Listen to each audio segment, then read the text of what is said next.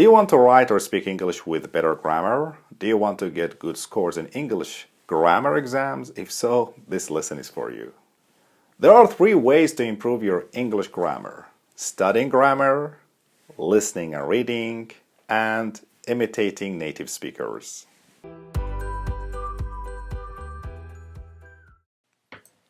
Approach 1. Studying grammar. Here's how most people learn English grammar. They read grammar books, they memorize grammar rules, they listen to the teacher explain English grammar, right? Essentially, they learn English grammar by studying, which is similar to how we learn academic subjects like science or math. Guys, let's look at the advantages of studying grammar. Number 1. Suitable for multiple choice grammar tests. In a multiple choice test, you have to select the correct answer from the list of possible choices. If you are preparing for the test like that, you know what will be on the test. Studying can help you get a better score. For example, if you know that the test will be about prepositions, adjectives, and the past tense, then you can prepare studying these topics in advance. And studying grammar is only suitable for simple multiple choice tests.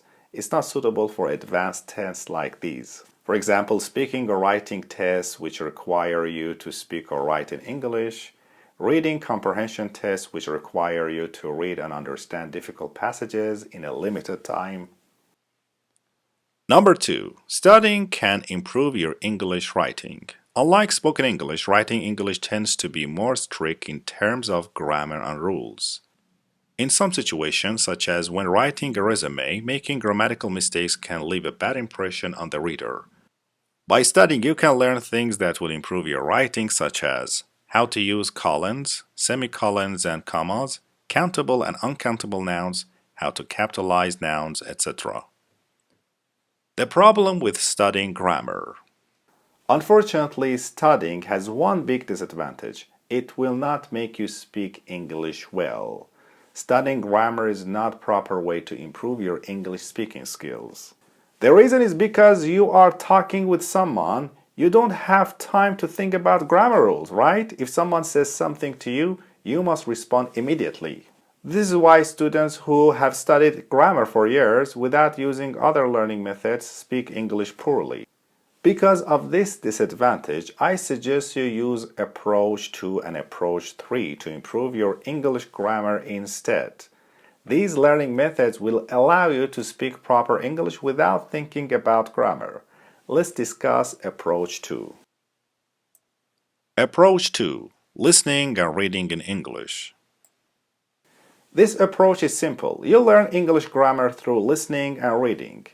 The content you consume can be anything: YouTube videos, movies, TV shows, books, articles, podcasts, etc. As long as it's in English, it's fine. This is how you learned your first language as a child, by constantly exposing yourself to the language. Now you might be thinking, this is not learning grammar. You won't learn anything simply by consuming random content in English. Listening or reading is only useful for building vocabulary. It won't improve my grammar. If you are having these thoughts, the next section will change your mind.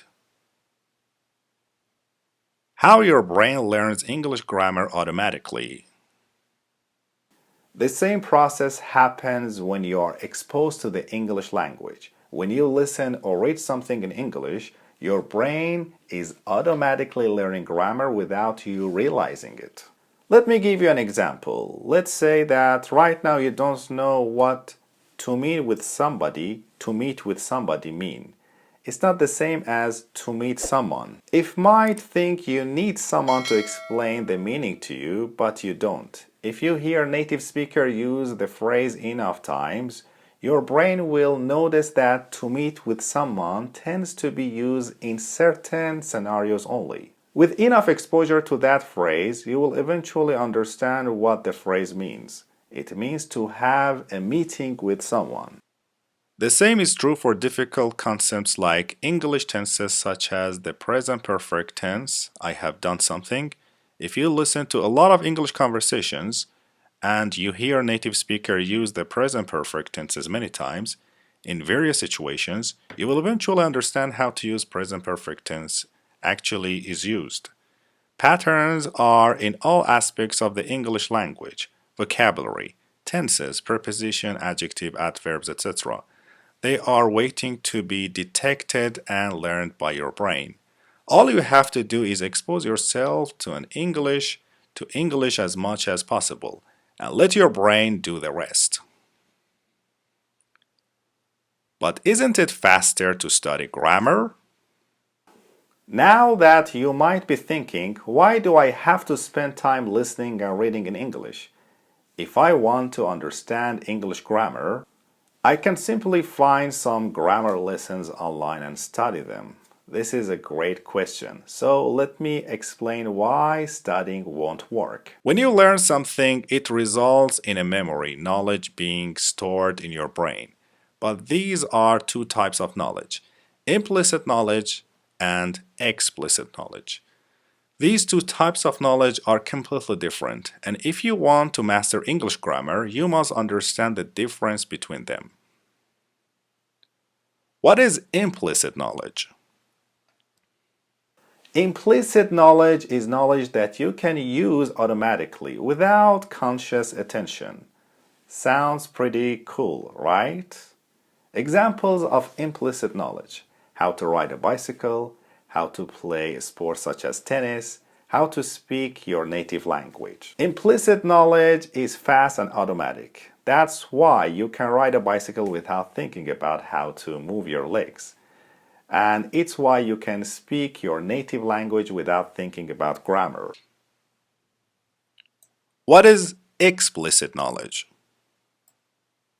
Explicit knowledge is the exact opposite of implicit knowledge. This type of knowledge requires conscious thought. You must think about the knowledge in order to use it.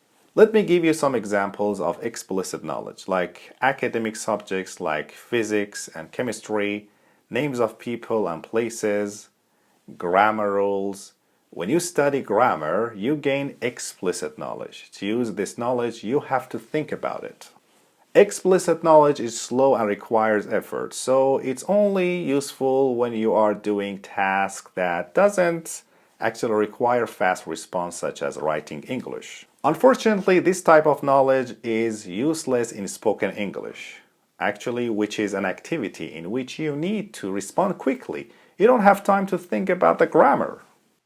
Implicit knowledge is the key to English fluency. When you learn English through listening, reading, and practice, you gain implicit knowledge. To use this type of knowledge, you don't have to think about it. Since implicit knowledge is fast and automatic, it is useful in all kinds of tasks: speaking, writing, and even when taking a grammar test. When grammar students take the grammar test, they tend to use explicit knowledge. They constantly think about grammar rules during the test. On the other hand, if a native speaker actually were to take a grammar test, he will use implicit knowledge, so he won't have to think about any rules. Instead, he will rely on feelings and instinct to determine the right answer. As you can see, implicit knowledge is superior than explicit knowledge. When you learn English or any other foreign languages, you must focus on learning approaches that build implicit knowledge, not explicit knowledge. How to build implicit knowledge? Listening and reading is an excellent way to build implicit knowledge of English grammar. When you listen or read in English, be sure to focus on the meaning of what you are listening or reading. Do not think about grammar rules. Don't try to analyze the sentence structure. Don't try to understand why a particular tense is used instead of some other tense. Focus on the meaning, not grammar. Let your amazing brain learn English grammar behind the scene without your conscious attention. But listening and reading is not enough. Although listening and reading is important, it's not enough to give you excellent improvement. Listening to English alone without speaking practice will not make you a fluent English speaker. Reading in English alone without writing practice will not make you great at English writing. To master English, you need to practice, so let's talk about that.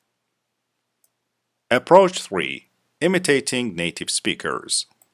Throughout history, people have improved all kinds of performance through practice. Practice is the most effective way to learn any skill, including spoken and written English.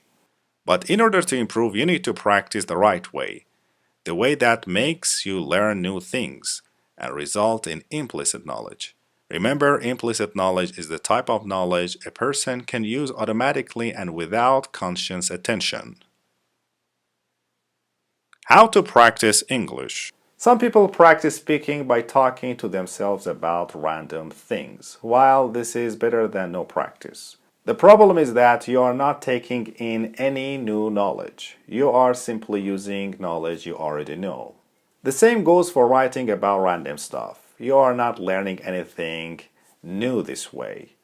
And also, when you do freestyle practice, you don't know what mistakes you are making, so there is no way to correct them. Fortunately, there is a better way to practice. It's called imitation practice. The idea is that you learn to speak or write in English by imitating native speakers.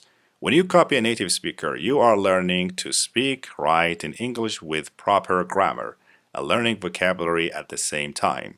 Let me show you how to do it. How to imitate spoken English. Basically, this is how you use question and answer lessons. The native speaker asks you a question. You try to answer the question your own. Then the native speaker provides the right answer. If your answer was incorrect, you pause the lesson and imitate the correct answer. In each lesson, the process above is repeated many times, so you get to practice actually forming all kinds of sentences in English. If you want to practice with question and answer lessons, you can actually watch some videos on YouTube. If you don't want to spend money, that's fine. There's another way to imitate spoken English, and that one doesn't cost money. All you need to do is to find conversation in English, listen to it, and repeat that you hear. A conversation can be from anything, a random video on YouTube, a podcast episode, a movie, etc. Personally, I like to practice imitation with YouTube videos. How to imitate written English. Whether it's speaking or writing, imitation practice accomplishes three things. Number one, it ensures that you are exposed to new input, words and phrases you have never used before. It ensures you learn the correct English. You only imitate native speakers. And it ensures fast improvement. Practice is much more challenging than passive activities like reading or listening, so you improve faster. Because of these benefits, imitation is an excellent way to improve English grammar. Now let's speak about the summary. Action plan to improve your English grammar. Knowing that this video contains a lot of information, since it's a lot of taken, you are probably confused about how to apply what you have learned to your life. Step number one, read, listen in English during mindless activities throughout the day. There are many opportunities to learn English. While actually commuting somewhere, either by car or public transportation. While waiting at the dentist office. While exercising on the treadmill or maybe stationary bicycle. At times like this, most people escape boredom by using social medias, listening to music, or playing games, but not you. Instead of wasting time like that, listen or read something in English.